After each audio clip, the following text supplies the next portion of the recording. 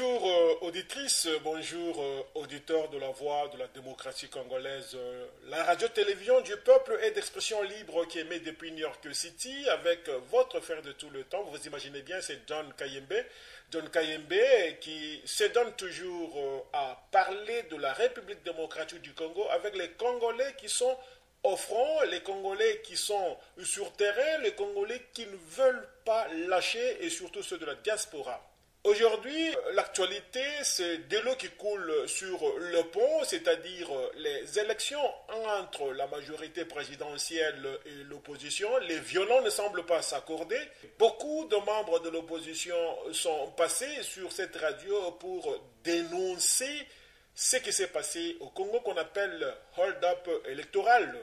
C'est comme ça qu'aujourd'hui, nous sommes allés dans l'autre camp, c'est-à-dire de la majorité présidentielle, pour dénicher un camarade de PPRD qui est représentant dans le Maghreb. Et celui-ci, c'est un habitué de notre radio. Vous vous imaginez bien, il s'agit de M. Maxime Longui. Bonjour, M.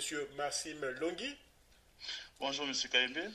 Très content de vous retrouver une fois de plus sur votre chaîne de la radio pour parler de ce conflit post-électoral. Vous pouvez vous présenter avant qu'on commence de la bonne matière. Merci beaucoup, M. Don Kayembe, de nous avoir invités une fois de plus. Donc, je suis M. Maxime Longui, le représentant du Parti du Peuple pour la Reconstruction et la démocratie, le PPRD, bien sûr, pour le Maghreb. Donc, j'en profite également pour présenter nos vœux le meilleur à tous les auditeurs de votre radio. Monsieur Maxime, allons tout droit au but. Êtes-vous confortable? Êtes-vous fier des résultats que vous avez récoltés et surtout à la présidentielle comme membre du PPRD et de la majorité présidentielle? Effectivement, nous sommes très fiers, très contents, bien sûr, de résultats que nous avons obtenu par rapport, tout d'abord, par rapport aux résultats des élections présidentielles. Comme vous le savez, le PPRD, tout comme l'AMP, nous avions un candidat, c'était bien sûr le candidat numéro 3, qui est bien sûr le président Joseph Kabila, et c'est le candidat numéro 3, bien sûr, qui a été élu, donc je ne peux qu'être fier et satisfait, bien sûr, puisque nous avons gagné les élections. Plus d'une personne, plus d'une organisation tant nationale qu'internationale ont décrié l'organisation calamiteuse de ces élections, au point de dire que c'était tout sauf les élections. Comment expliquer cette joie que vous exprimez pour avoir des résultats dans ces conditions-là? Dire que c'était tout sauf des élections, je trouve quand même, M. Kayembe, c'est un peu exagéré. Tout le monde est conscient, effectivement, qu'il y a eu pas mal de problèmes, il y a eu des irrégularités, il y a eu des fautes par rapport, bien sûr, à l'organisation des élections. Mais comme vous le savez, puisque vous avez également mentionné, vous avez fait allusion à des observateurs, ainsi de suite, tout le monde est conscient qu'au-delà de ce que nous avons connu comme irrégularité par rapport, bien sûr, à l'organisation des élections présidentielles, l'ordre d'arrivée ne peut pas être mis en cause. Tout le monde est conscient, effectivement, que c'est le président Kabila qui avait, bien sûr, remporté des élections. Et jusqu'au moment où nous sommes en train de vous parler, personne, que ce soit les observateurs ou les témoins d'autres partis politiques, personne jusqu'à présent n'a été à mesure de prouver ou de nous démontrer d'autres procès-verbaux qui contredisent, bien sûr, ceux qui ont été publiés par la CENI. Donc, moi, je trouve, bien sûr, il y a eu des problèmes, oui, c'est vrai, mais on ne peut pas, bien sûr, mettre en cause l'ordre d'arrivée. Et selon l'ordre d'arrivée, effectivement, c'est le président Kabila qui a été réélu. Son éminence, Monseigneur Mosengo Passigna, est passé au créneau.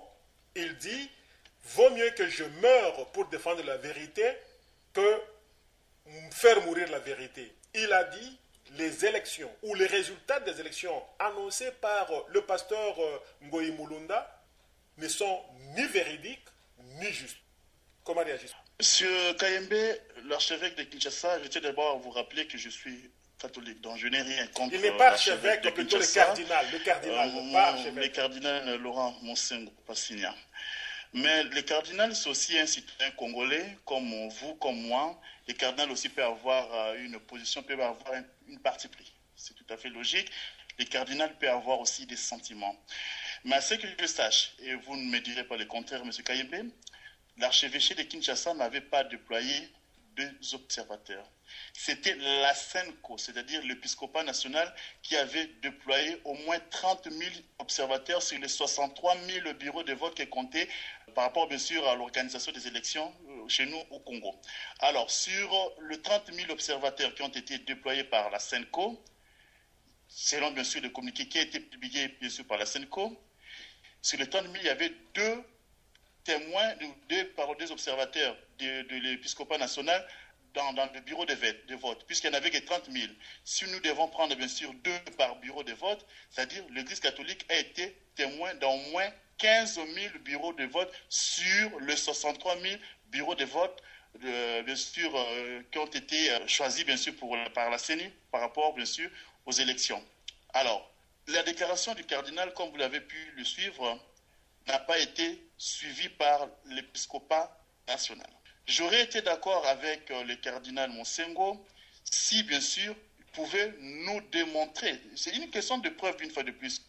C'est bien de faire des déclarations. Je peux dire que le cardinal, c'est un citoyen congolais. Il peut avoir des sentiments. Il peut aimer tel, il peut ne pas aimer tel. Mais il n'est pas un simple citoyen, comme vous voulez prétendre le dire. C'est un citoyen qui peut favoriser, qui peut aimer tel. C'est tout à fait normal. Vous connaissez bien sûr les positions du cardinal Monsengo depuis toujours, avant des élections. Tout ce qui est pouvoir, le cardinal Monsengo a toujours été opposant. Ça, vous le savez depuis toujours. Je peux encore remonter un peu plus loin. En 2006, s'agissant même du mariage du président de la République à l'église, le cardinal Monsengo, à l'époque, il était président de l'épiscopat national et archevêque de Kisangani, était totalement opposé que le président de la République puisse se marier. Pour une bonne raison, il n'est pas catholique. Il n'est pas catholique, il ne peut pas se marier dans l'église catholique. Vous savez très bien, M. Kayembe, on se marie dans la famille de la femme. Et sa femme est catholique. Ça, vous le savez, je ne vous apprends rien. Vous êtes catholique, certainement. Vous devez savoir comment ça se passe. On se marie dans l'église de la femme. Non. Ok, on continue. Ce n'est pas la matière. Ce n'est pas la matière. C'est pas notre matière du jour. Parce que là, mettons ça de côté pour revenir, bien sûr, au vrai sujet. C'est bien sûr de déclaration de l'archevêque de Kinshasa, le cardinal Laurent Monsengo. Donc, j'aurais été d'accord avec le cardinal Laurent Monsengo, puisque l'épiscopat national dispose d'un site internet, tout comme l'archevêché de Kinshasa dispose d'un site internet. Si le cardinal avait d'autres procès-verbaux qui contredisent bien sûr ceux qui ont été publiés par la CENI, si vous êtes en contact avec le cardinal Laurent Monsengo, demandez-lui de nous mettre ces procès-verbaux pour que toute la nation congolaise bien sûr, puisse en prendre connaissance. Mais s'il s'agit que des allégations sans avoir de preuves, parce que parmi les candidats, on préférait tel au détriment de l'autre, quand même que c'est très regrettable, bien sûr, de ce genre de déclarations. Nous attendons des preuves de la part du cardinal et je pense que la population congolaise, bien sûr, va en profiter au maximum. Tout à fait. Le cardinal Monsengo n'a dit que la vérité et il a dit que de part et d'autre, il y a eu des excès de langage. Il n'a pas vraiment donné son point de vue sur un individu. Il a dit le peuple congolais a voté pour Étienne Tshisekedi. Le cardinal, quand vous dites le cardinal a dit la vérité, quand vous parlez de la vérité, il y a des choses. Il y a une vérité qui est réelle, il y a aussi une vérité qui est une vérité d'opinion. Oui, le cardinal a dit une vérité, mais c'était une vérité d'opinion. Mais ce n'est pas une vérité réelle, ce n'est pas une réalité des urnes. Si le cardinal est convaincu que c'était Tshisekedi qui a été élu, c'est sur base des procès-verbaux. Qu'est-ce que nous attendons du cardinal Laurent Monsengo qui puisse nous donner des preuves? Chose qui n'est pas méthode de faire jusqu'à présent. Les preuves, M. Maxime Longhi, c'est le peuple. Selon les résultats du président proclamés par la CENI et confirmés par la Cour suprême de justice, il a eu près de la moitié de la confiance du peuple congolais. Mais à l'annonce des résultats, nous avons vu que les 48,9% ne se sont pas exprimés sur la rue pour exprimer leur joie de leur voix donnée à leur candidat. Mais, M. Kayembe, vous savez, le problème que nous avons, je me permets une fois de plus de le répéter, s'agissant des affaires de l'État, on ne les traite pas par des soupçons, par des présomptions. Les affaires de l'État se traitent par de preuves. Je pouvais prendre même l'exemple du président de l'UDPS, M. Etienne Tshisekedi, qui s'est autoproclamé président de la République. Je pense que vous l'avez suivi également. Il a été, bien sûr, dans plusieurs médias, entre autres France 24, sur RFI, même sur l'agence France Presse.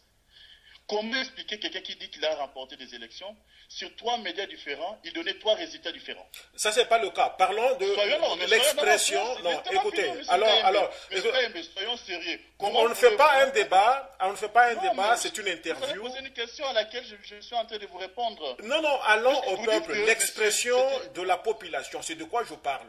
Mais l'expression de la population, vous parlez de quelle population? Congolaise. Mais vous êtes basé sur quoi pour dire tel était content, tel n'était pas content? Je pense que vous vous appuyez sur Kinshasa, par exemple. Non, on a eu des images de partout.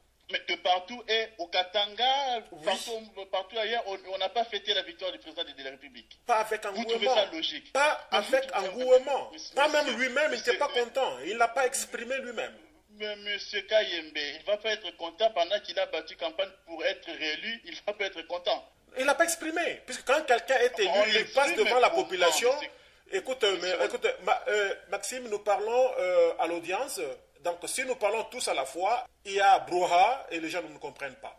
Donc je dis ceci, la coutume est que partout au monde, quand on donne les résultats provisoires, nous voyons le gagnant qui se présente devant la population le même jour pour dire merci à la population qu'il a témoigné la confiance. Mais au Congo, ça n'a pas été le cas et vous ne pouvez pas me contredire. Pourquoi cette expression? Oui. Est-ce que c'est une règle? Est-ce que c'est une loi? Une loi, oui, internationale. Chez nous au Congo, je ne sais pas si vous êtes à mesure de me dire, dans la Constitution, je ne sais où il est écrit, quand le président de la République est élu, il doit faire dire ceci, il doit faire cela. Non, c'est pas. Non, l'expression. Cette expression-là, c'est une question de sentiment, chacun fait à sa manière. Okay. Alors, on ne va pas bien sûr tenir compte de ça parce que le chef de l'État a préféré peut-être fêter chez lui à la maison, c'est pour dire qu'il n'est pas content. Sans dire merci à ceux-là qui l'ont porté à la magistrature suprême, je crois. Le jour de la prestation de serment, je pense que même vous avez suivi son discours. Ok, on avance. Monsieur Maxime Longui, l'actualité, c'est encore le président proclamé. Depuis la proclamation, sur le silence cathédral. Faisons quand même attention à certaines choses. Il n'y a pas de président proclamé.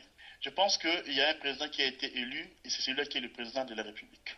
Il n'y a pas un président proclamé ou je ne sais pas. Je ne sais pas à quoi vous voulez faire allusion. Vous connaissez qui a été élu et c'est celui-là qui est le président de la République. Bon, voilà, le président. Je pense que c'est très gentil de votre part quand vous posez la question. Reconnaissez quand même, parce qu'il y a la majorité des Congolais ont voté pour lui. Et par respect, bien sûr, pour ce peuple-là. Ok, d'accord. Alors, ce même président, il s'agit de M. Joseph Kabila, depuis qu'il a été reconduit à la magistrature suprême, c'est le silence cathédral. À quoi vous faites allusion, monsieur? Vous savez que depuis là, on ne sait pas si le président est au pays, s'il y a un président au Congo jusque-là. Donc, puisqu'il y a un silence total, on ne le voit pas à Kinshasa, on ne le voit pas partout au Congo. Qu'est-ce qu'il y a? Mais, à ce que je sache, au moins que vous puissiez nous dire le contraire, le président de la République est au pays. Comme toute personne, après avoir mené campagne, on peut aussi se sentir fatigué, se reposer pendant quelques temps. C'est ainsi que le président de la République avait voyagé avec sa femme et son enfant, Bumbashi. Et depuis le mercredi, le chef de l'État a regagné Kinshasa.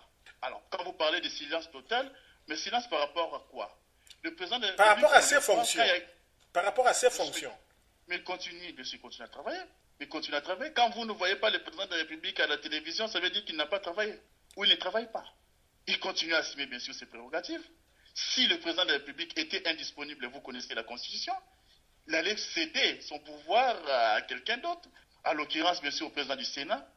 Mais puisque le président a encore la plénitude et il a toutes ses capacités, il continue bien sûr à diriger le pays.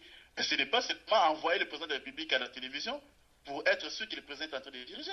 Puisqu'il est là, même quand il est au Katanga, il est au Congo. Alors, que dites-vous de ce qui s'est dit sur l'Internet, sur certains médias, qu'il serait dans une institution hospitalière en train de suivre des soins? Vous et moi, nous tous, nous avons suivi tout ce qui s'est dit. Vous savez, aujourd'hui, les gens, malheureusement, il y a certains de nos compatriotes, même des étrangers aussi, qui se permettent un peu trop.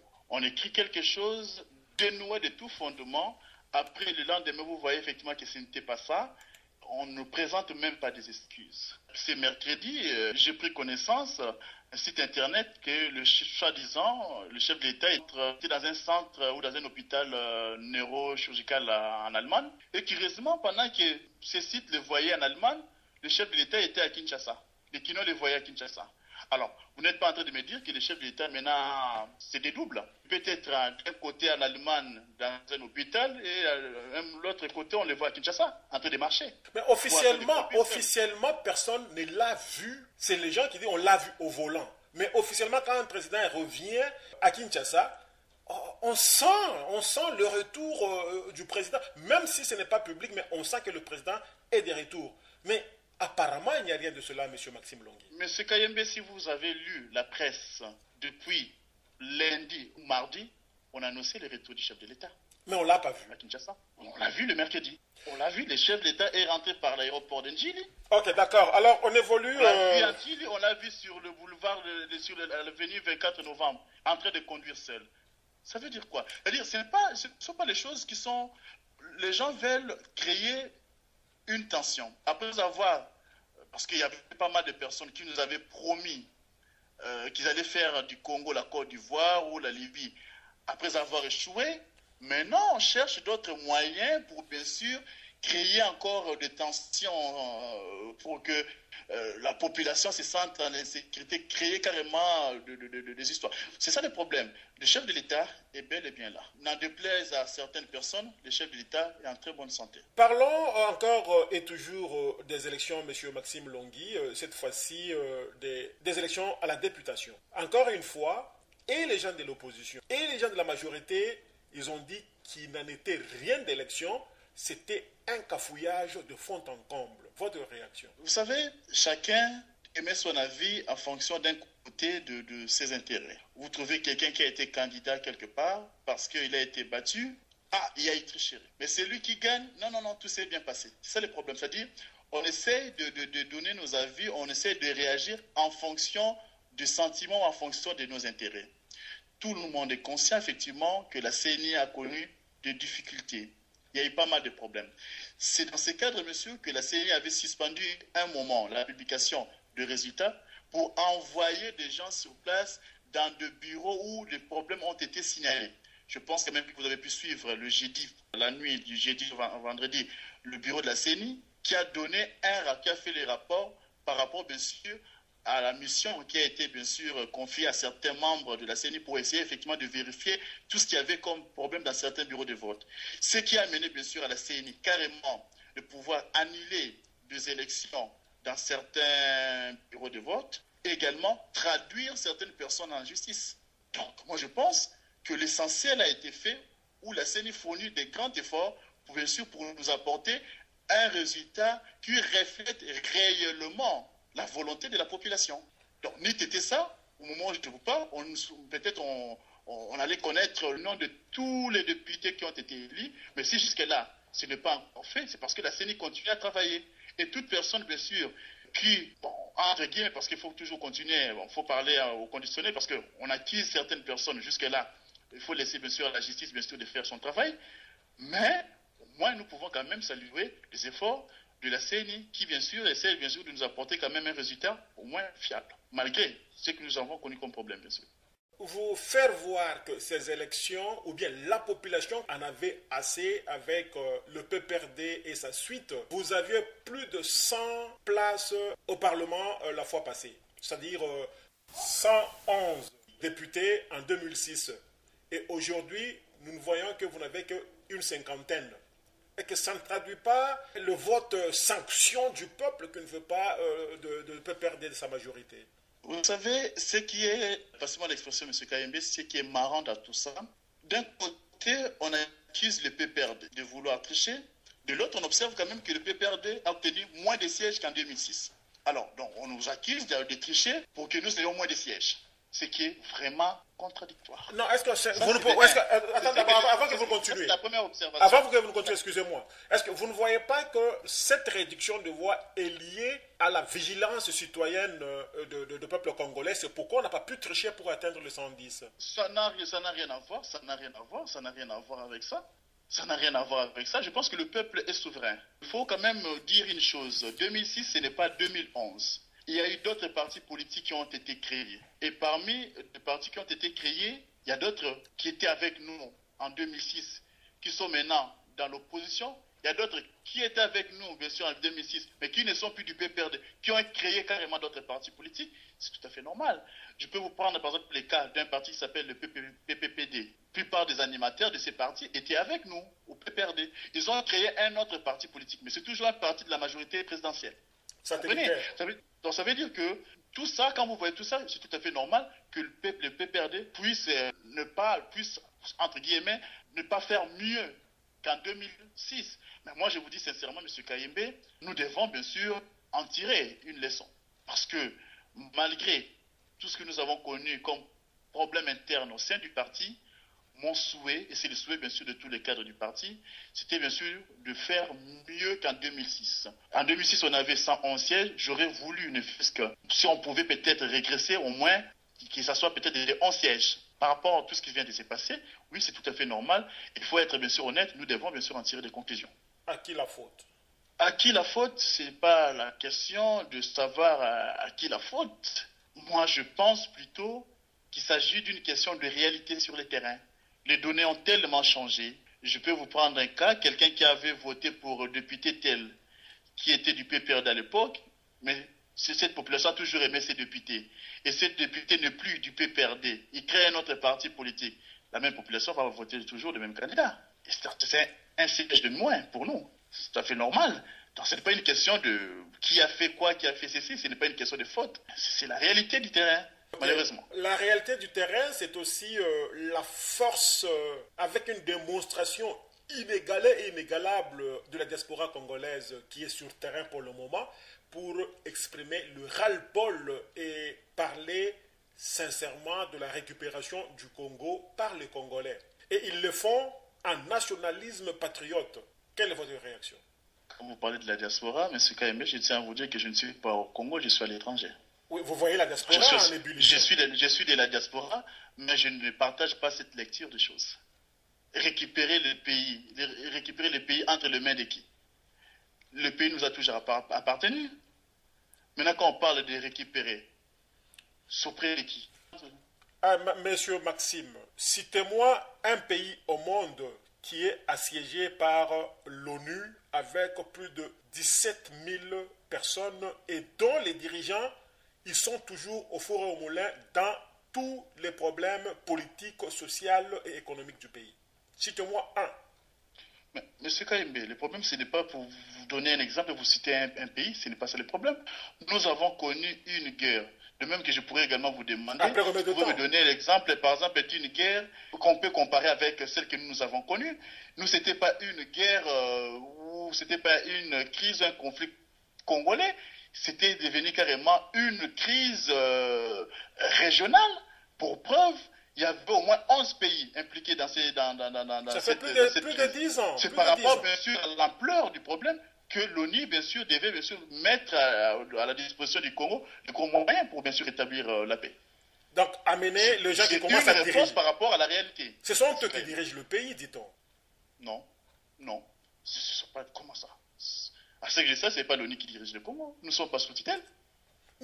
C'est ce qui se dit, c'est ce qui énerve la diaspora congolaise, puisque toutes les décisions, c'est toujours en concertation avec la MONUSCO au niveau du gouvernement. Si vous entendez par les ministres, la référence, c'est la MONUSCO, c'est la communauté internationale.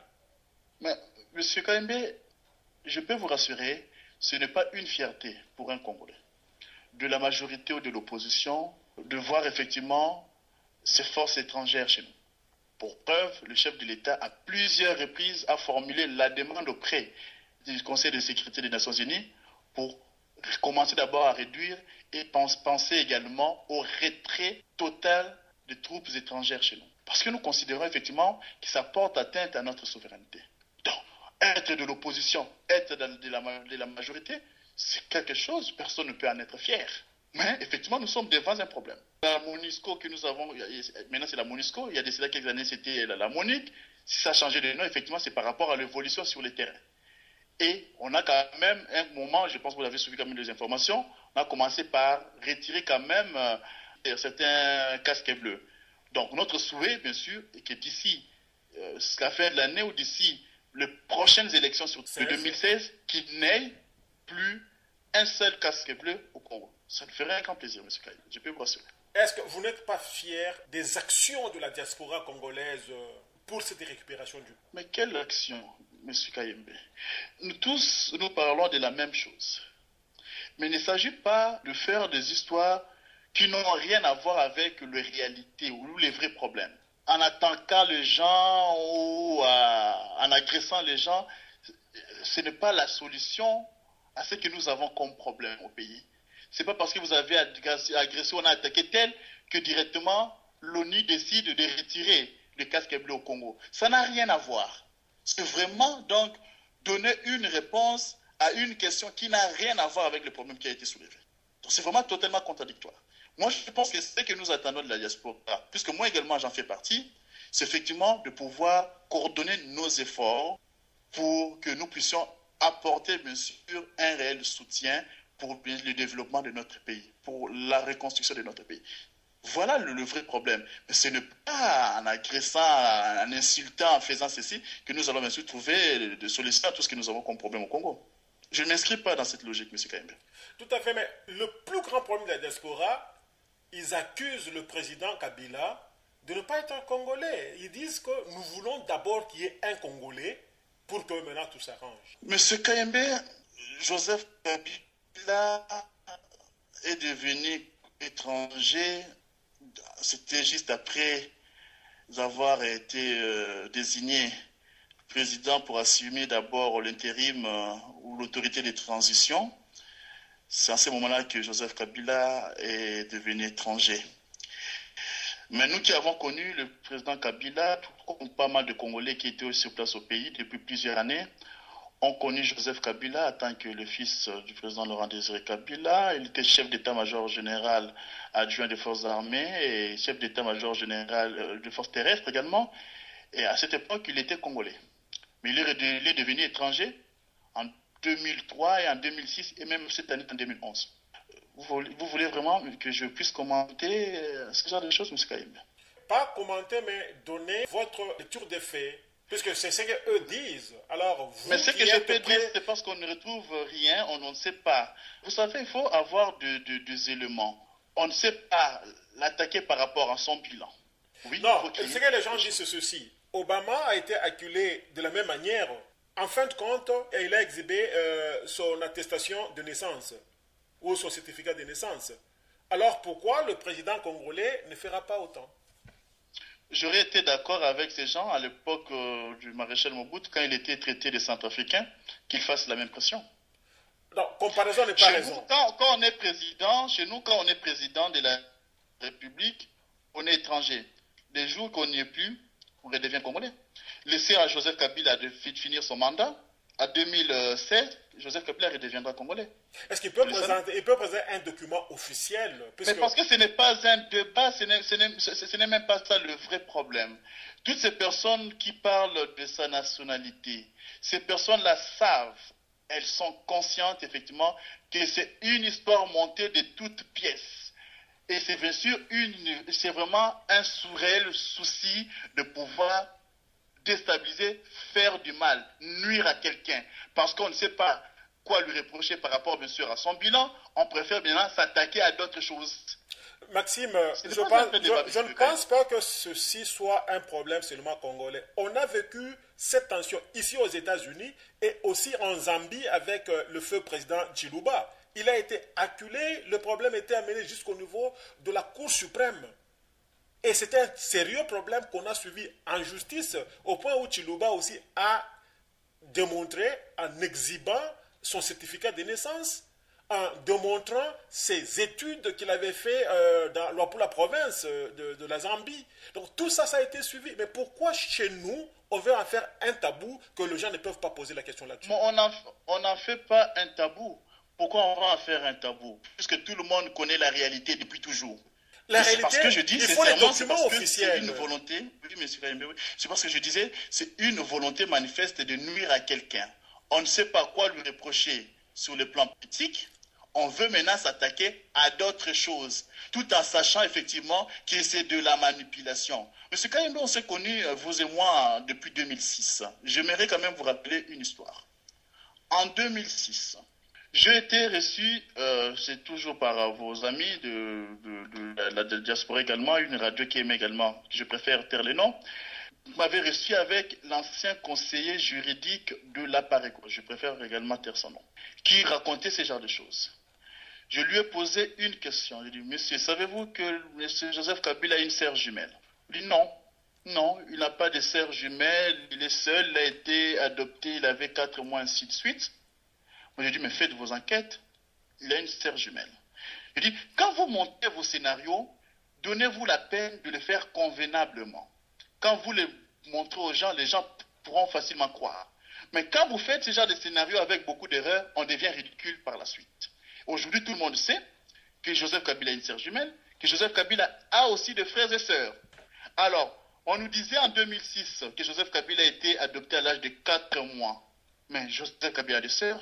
Il y a Cécilia, il y a Joséphine, il y a aussi Zoé. Alors, ce papa-là, entre guillemets, soi-disant rwandais, a continué à faire des enfants tout en étant mort. Et vous voulez effectivement qu'on en fasse un débat? Non, M. Kayembe. Je pense même que notre peuple mérite mieux que ce que nous pouvons considérer, passez-moi l'expression, c'est vraiment une bassesse. Je pense que vous aussi, par rapport à l'abondance de l'actualité, nous avons pas mal de choses à traiter que de nous attarder sur ce que nous pouvons considérer comme étant un sketch. M. Kayembe. Si on peut évoluer également, ça sera une bonne chose. Non, de toute façon, c'est un cas, je dis, comme je le répétais encore une fois, ce n'est pas une exclusivité congolaise. Je vous ai donné le cas de la Zambie, je vous ai donné le cas des États-Unis. Donc c'est un problème. La population a droit à la vérité. Si on se pose des questions, vous devez éclairer. Vous ne pouvez pas laisser les gens dans la brouille pour dire non, ça n'a rien à faire, c'est la jalousie. Non. Quand on veut une information, et surtout qu'on représente toute une institution, la République démocratique du Congo, éclairer la nation. C'est simple que ça, M. Longhi. Ouais, monsieur, c'est simple que ça, mais c'est par rapport, effectivement, à l'ampleur qu'on veut donner à cette affaire. Je vous disais carrément, c'est parce qu'on ne trouve pas quoi lui reprocher politiquement, on veut maintenant changer, on veut toucher maintenant à d'autres choses. C'est soi-disant étranger. Mais tout ce qu'il est fait, c'est pour le Congo. Moi, je préférerais encore un étranger qui est en train de se battre nuit et jour pour mon peuple que mon propre frère qui détruit notre maison. Soyez honnête, M. Kayembe. C'est ce que je vous dis carrément, pour moi, ça ne peut même pas faire objet d'un débat. Parce que tout ce que vous êtes en train de demander, connaissant notre peuple, connaissant ces gens, bien sûr, qui sont animés par cette volonté-là de nuire aux gens, aujourd'hui, on peut leur montrer ceci, cela, ils trouveront d'autres idées. Il y a de cela quelques années, avant de pouvoir clore ces chapitres, si vous permettez, M. Kayembe, il y a des gens qui posent même des questions, passez-moi l'expression, banale du genre, avez-vous déjà entendu une fois le président Laurent Désiré Kabila parler de Joseph Kabila, dire qu'il était son fils? Après quelques temps, après avoir fouillé dans les archives, on trouve effectivement lors d'une interview en Belgique, le président Laurent Désiré Kabila parlait de son fils Joseph. Maintenant, ils ont changé de chapitre. Non, M. Kayembe, si nous devons continuer avec ce genre de choses, nous n'allons pas évoluer. Je pense que notre peuple mérite mieux que de descendre si bas. Parce qu'on ne voit pas quoi reprocher à Joseph Kabila. On veut maintenant créer d'autres choses. Aujourd'hui, si on décide même de donner ce qu'ils demandent comme soi-disant preuve, ils vont changer encore. Est-ce que c'est ce que notre peuple veut? Non. Notre peuple veut qu'on puisse améliorer sa condition de vie. Et ce sont des priorités. Mais ce genre de choses, c'est vraiment de la distraction. Laissez au moins à Joseph Kabila de finir son travail, que de le distraire avec des petites choses pareilles. Voilà ce que je peux encore vous dire, M. Kayembe. Merci. Sincèrement parlant, ce n'est pas une petite chose, mais pour le moment, on peut laisser ça de côté. On évolue, puisque vous parlez de l'amélioration du social par le président Kabila, qui est à la tête du pays voici dans plus de 10 ans. Comme preuve qu'il n'y a pas succès du côté du social, nous voyons que même les membres de sa famille commencent à rejoindre la politique, qui semble être l'entreprise qui paie mieux au Congo. C'est une question oui. À laquelle je dois répondre. Oui. Mais je ne sais pas à quoi vous faites allusion. Si vous parlez de sa sœur jumelle, Madame Kabila Kyungu Jeannette, je pense que Madame Kabila Jeannette est dans l'environnement politique depuis plusieurs années. Elle a toujours été avec son papa. Elle gérait la fondation, qui n'a rien à faire avec la politique. Je parle à la fondation Musée Laurent Désiré Kabila a été créée après la mort du fait président Laurent Désiré Kabila. Mais Jeannette Kabila a toujours été avec son papa. Vous pouvez chercher les images. Le problème, c'est quoi? Il y a des gens qui ont commencé à s'informer, pas seulement l'expression M. Kayembe, à s'informer à peine, et qui pensent que la politique ou l'histoire du Congo a commencé aujourd'hui. Si vous pouvez chercher des images de l'époque, vous verrez Jeannette Kabila avec son papa, même le jour de la prestation de serment de son papa, le 29 mai 1997, Jeannette Kabila est avec son papa. Elle a toujours travaillé avec son papa. Alors, si vous dites que c'est maintenant qu'elle commence à s'intéresser à la politique, c'est juste une question d'information qu'on n'a pas. Voilà. Bien, alors nous avons tout dit. Est-ce que vous pensez qu'il y a une matière très importante qu'on devrait aborder, qu'on n'a pas pu, laquelle est parlez-en? Je reviendrai une fois de plus, M. Kayembe, par rapport à tout ce qui s'est dit, par rapport aux élections présidentielles du 28 novembre. Vous avez observé avec nous que toutes les personnes qui parlent de la tricherie, je ne sais pas si vous pouvez encore vous en souvenir, lors d'une interview que je vous avais accordée le 26 novembre, je vous avais dit ça, que la personne qui va perdre va parler de la tricherie, même sans être en mesure de donner de preuves. Aujourd'hui, nous en sommes. Alors, toutes ces personnes qui parlent de la tricherie, aujourd'hui, nous observons des gens comme le Vital Kamerhe devenir, entre guillemets, porte-parole de l'opposition. Mais vous savez très bien, depuis très longtemps, avant même des élections, tous les experts disaient qu'il était inconcevable que l'opposition gagne en partant aux élections alors de disperser. Tout le monde le savait. Une alibi. Ce n'est pas la Libye, tout le monde le savait. Aujourd'hui, on va, tel Vital Kamerhe, par exemple, devenir porte-parole de l'opposition. Si Vital Kamerhe croyait autant à Étienne Tshisekedi, qu'est-ce que Vital Kamerhe devait faire à l'époque? De se retirer et soutenir Tshisekedi pour donner encore plus de chance à Tshisekedi. Alors, après avoir échoué, lamentablement, parce qu'on n'arrive pas à se mettre d'accord, on commence à chercher à qui faire porter cette responsabilité. Ce n'est pas à nous. Le PPRD, tout comme MP, avions un seul candidat. C'est ce que les autres aussi devaient faire. Ils n'ont pas su le faire. Ce n'est pas à nous de porter cette responsabilité. Alors, toutes ces personnes qui parlent de la tricherie, moi, je lance encore un défi. Je profite en tout cas de votre radio, monsieur, donc Kayembe, puisqu'on nous parle de preuves. Vital Kamerhe dit ceci, celui-ci dit cela.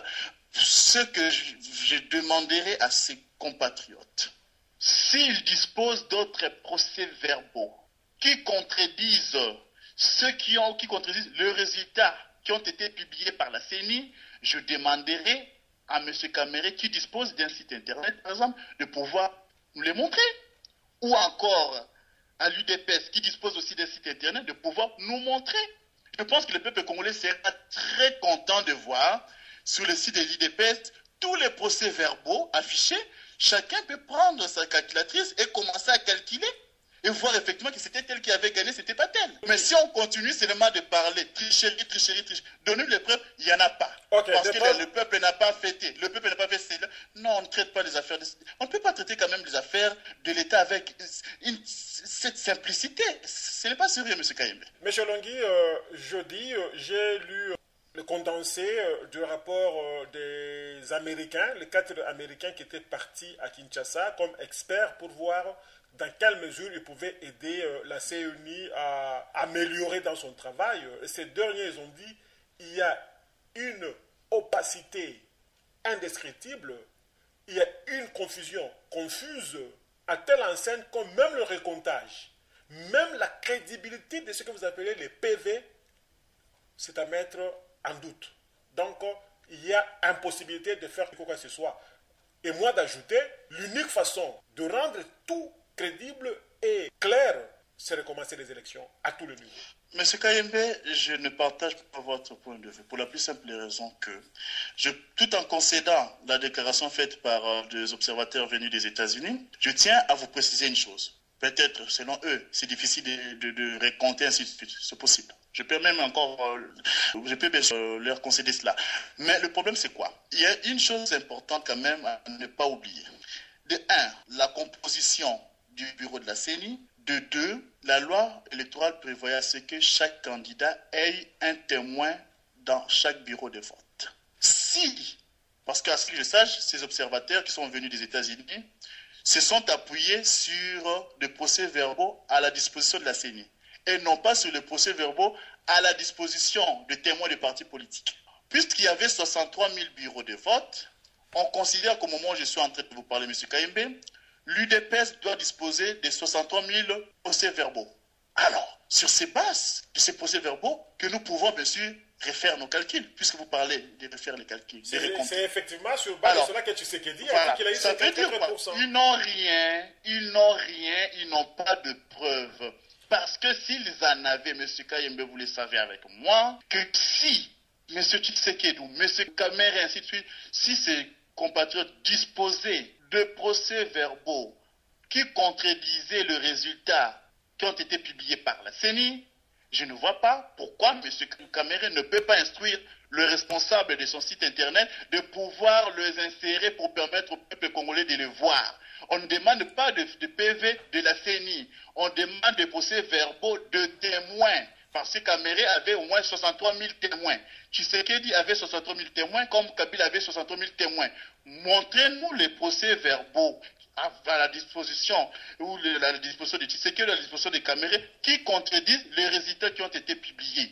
Jusqu'à présent, on parle de la tricherie, mais personne n'est en mesure de nous donner de preuves. Pourquoi recommencer les élections? Celui qui a perdu peut demander à ce qu'on recommence les élections. Seul celui qui a perdu. On va recommencer les élections pour quelle raison? Moi, je lance une fois de plus un appel à ces compatriotes, les gens qui connaissent le M. Kamero, M. Tshisekedi, s'ils peuvent leur demander de nous montrer des procès-verbaux à leur disposition qui contredisent les résultats qui ont été publiés par la CENI. Alors, s'ils n'en ont pas, ils doivent arrêter de distraire notre peuple. Nous devons nous remettre au travail. Ok, nous devons nous remettre au travail. C'est pratiquement la fin de cette émission, M. Maxime Longhi. Un mot de la fin à la diaspora congolaise. C'est toujours un appel d'espoir, un appel de paix. Tout à fait normal, il y a eu des élections, chacun de nous soutenait un candidat. Il y a des gens qui croyaient à l'élection de Kengo Wadondo ou de Moussa Nyamwisi. Il y a d'autres qui croyaient à Etienne Tshisekedi, ainsi de suite. Malheureusement ou heureusement, il devait y avoir un seul gagnant. Et le gagnant, c'est le président Kabila. C'est des fois difficile d'accepter que nous avons perdu. C'est difficile. Mais ça ne sert à rien de continuer à entretenir des tensions inutiles, tout en sachant que nous n'avons pas de preuves qui contredisent le résultat publié par la CENI. Parce que si nos deux importants politiciens, nos deux importants candidats, selon l'ordre d'arrivée, bien sûr, M. Tshisekedi, tout comme M. Kamere, qui sont arrivés après le président Kabila, si ces messieurs disposaient d'autre chose, ils allaient bien sûr nous les montrer, ils allaient bien sûr nous instruire, nous tous, que ce soit de la majorité, que ce soit de l'opposition. Puisque jusqu'aujourd'hui, personne n'a osé nous démontrer autre chose, mes très chers compatriotes, arrêtons de nous distraire, remettons-nous au travail. Et les élections se préparent. Il y a l'échéance 2016 qui nous attend, mais bien avant ça, il y a encore d'autres élections qui nous attendent prochainement. Il y a toujours possibilité de faire mieux. En tout cas, donnons plus d'importance à l'avenir de notre pays. Aujourd'hui, c'est Kabila. Demain, ce sera quelqu'un d'autre. Protégeons le Congo, qui est bien sûr notre patrimoine à nous tous. Voilà la chose la plus importante à dire, monsieur. Ok, merci beaucoup, monsieur Maxime Longhi. C'est avec plaisir qu'on a partagé ces problèmes brûlants du Congo. Espérons vous retrouver très prochainement. C'est vraiment un plaisir, une fois de plus, de répondre à votre invitation. Donc, nous restons bien sûr à votre entière disposition en cas de besoin, bien sûr. Voilà. Merci beaucoup, M. Kayembe. Ok, grand merci, auditrices et auditeurs. Merci de vous être branchés toujours sur votre radio, sur Internet, la radio-télévision, qui émet depuis New York City avec votre frère Don Kayembe. Merci à la prochaine. Merci à la prochaine. Merci à la prochaine. Merci à la prochaine. Merci à la prochaine.